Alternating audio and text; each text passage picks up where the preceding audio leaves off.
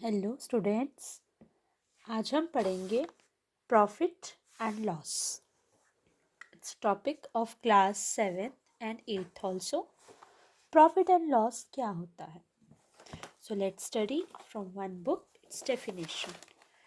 Profit and loss. Profit means फ़ायदा and loss means नुकसान। तो चलिए इसको हम एक सिंपल से जनरल क्वेश्चन में एग्जाम्पल की तरह समझते हैं। अ शॉपकीपर, डीलर और रिटेलर, कोई भी सामान बेचने वाला, कोई भी दुकान वाला, ठीक है, buys his goods from manufacturer. जो एक दुकान वाला है वो सामान अपना कहाँ से खरीदता है? मैन्युफैक्चरर, मतलब जो उसको बनाता है। और अ होलसेल डीलर, या फिर बड़े बड़े वाले दुकानदार से। And then he sells them to a customer, फिर वो अपने ग्राहक को बेचता है। If he sells his good at a higher price than he paid for them, अगर वो अपनी चीज़ों को ज़्यादा दामों पर बेचता है बजाय उसके कि जितने उसने उसके लिए पे किए थे, दिए थे, पैसे खर्चे थे, ही मेक अ प्रॉफिट, तब हम कहते हैं कि वो फ़ायदे में है, उसका लाभ हुआ है, उसको प्रॉफिट हुआ है। इफ़ फॉर सम रीजंस, अगर कुछ कारणों से, he sells his good at a lower price, अगर वो ये चीज़ अपनी जो बनाई है उसको कम दाम पर बेचता है, than he paid for them, जितना उसका खर्चा हुआ था, then he suffers a loss, तो उसको घाटा हो जाता है, नुकसान हो जाता है। तो अब डेफिनेशन पढ़ते हैं कि कॉस्ट प्राइस क्या होती है। कॉस्ट प्राइस मीन्स वह दाम जिस पे हम कोई चीज़ खरीदते हैं। The price at which an article is purchased is called its cost price. उसको हम कॉस्ट प्राइस कहते हैं। फिर जिस पे हम खरीदते हैं, जैसे आप कोई चीज़ लेने गए हो मार्केट में, तो उसको हम बोलेंगे आपका कॉस्ट प्राइस, ठीक है। जैसे आप चॉकलेट लेने गए हो तो चॉकलेट का कॉस्ट प्राइस क्या होगा कि 10 रुपीज़ की आपने चॉकलेट ली, तो दैट इज़ कॉस्ट प्राइस।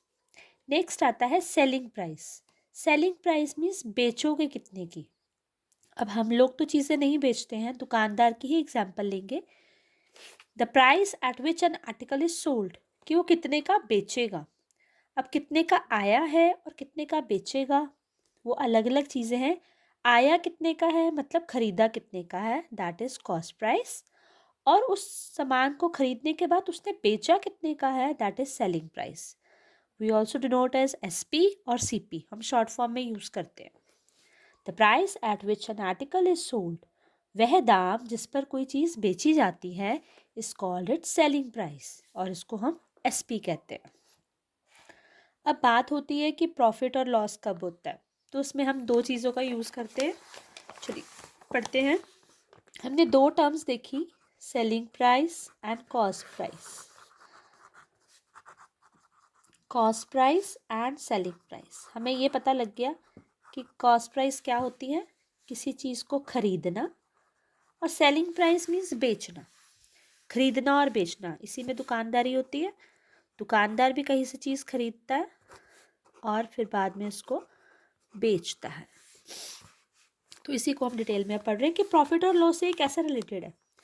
मान लीजिए कॉस्ट प्राइस, मैंने चीज़ जो है ₹10 की खरीदी, मैंने 10 रुपये की चीज़ खरीदी, लेकिन सेलिंग प्राइस मतलब मैं उसको बेच कितने की रही हूँ, 15 रुपये की बेच रही हूँ, ठीक है। कॉस्ट प्राइस तो मैंने 10 रुपये की तो खरीदी थी, लेकिन आगे मैं 10 रुपये की लेकर किसी को 15 रुपये में बेच रही हूँ, मतलब सेलिंग प्राइस कर रही हूँ, ठीक है। तो अब हमें कैसे पता लगेगा, हमने तो 10 रुपये की ली थी, बेची मैंने 15 में। तो अगर if SP is greater than CP, अगर हमारा सेलिंग प्राइस जो है कॉस्ट प्राइस से ज़्यादा होगा, तो हमारा प्रॉफिट हो जाता है, फ़ायदा हो जाता है, ठीक है। या हम कह सकते हैं कि अगर सेलिंग प्राइस बड़ा है, अगर सेलिंग प्राइस बड़ा है नंबर में, जैसे आप पुट द साइन करते हो ना, तो आपको पता लग जाता है कि विच नंबर इज़ ग्रेटर। आपको देखना दिख रहा होगा कि ये 10 बड़ा है या 15 बड़ा है, 15 बड़ा है। 15 क्या है, सेलिंग प्राइस है।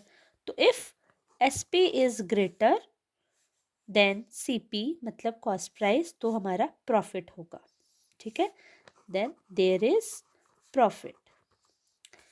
Second condition, if CP is greater than SP, मतलब अगर कॉस्ट प्राइस बड़ा है सेलिंग प्राइस से, then there is a loss. मतलब इसकी एग्जाम्पल क्या होगी, इसकी ये थी एग्जाम्पल। अब कॉस्ट प्राइस बढ़ा है, मैंने चीज़ जो है 10 रुपये की खरीदी, ठीक है, और मैंने बेची उसको 5 रुपये की, तो मेरा नुकसान हो गया, बिकॉज CP बड़ा है, CP इज ग्रेटर, ग्रेटर का साइन समझ रहे हो कि CP बड़ा है, CP बड़ा है SP से, तो मेरा लॉस हो गया, ठीक है। तो ये था प्रॉफिट एंड लॉस। अब निकालते कैसे हैं, आपको सब्ट्रैक्शन तो पता ही है कि बिग नंबर में से स्मॉल नंबर माइनस करते हैं। तो प्रॉफिट वाले में हम आते हैं अभी कि प्रॉफिट कब होता है, जब SP बड़ा होता है। तो माइनस हमेशा हम बड़े नंबर से छोटे नंबर को करते हैं, तो बड़ा इसमें कौन है, SP। तो SP minus CP is the formula of profit. मतलब सेलिंग प्राइस में से जब हम कॉस्ट प्राइस माइनस करेंगे तो हमारे पास प्रॉफिट आ जाएगा। और अगर लॉस फाइंड आउट करना हो तो अगेन बड़ा कौन है, CP, तो CP माइनस SP हो जाएगा, ठीक है। तो मतलब प्रॉफिट कब होगा, जब SP बड़ा होएगा और बड़े नंबर में से छोटा नंबर माइनस करेंगे। और जब लॉस होएगा मतलब फिर बड़ा नंबर कौन होएगा, कॉस्ट प्राइस होएगा, तो कॉस्ट प्राइस में से SP माइनस करेंगे तो हमारा लॉस हो जाएगा। अब एक कंडीशन और आती है कि जिसमें SP और CP दोनों इक्वल हो जाते हैं। मतलब इसकी एग्जाम्पल लेते हैं कि मैंने दुकानदार से 10 रुपये की चॉकलेट ली, ठीक है, ये उल्टा हो गया। यहाँ पे मैंने दुकानदार से 10 रुपये की चॉकलेट ली और फिर मैंने 10 रुपये की ही अपने फ्रेंड को बेच दी। मतलब मैंने दुकान से 10 रुपये की खरीद के लाई और 10 रुपये अपने फ्रेंड से लिए और उसको चॉकलेट दे दी। तो मतलब इस कंडीशन में ना ही प्रॉफिट होता है ना ही लॉस होता है। There is no profit and no loss.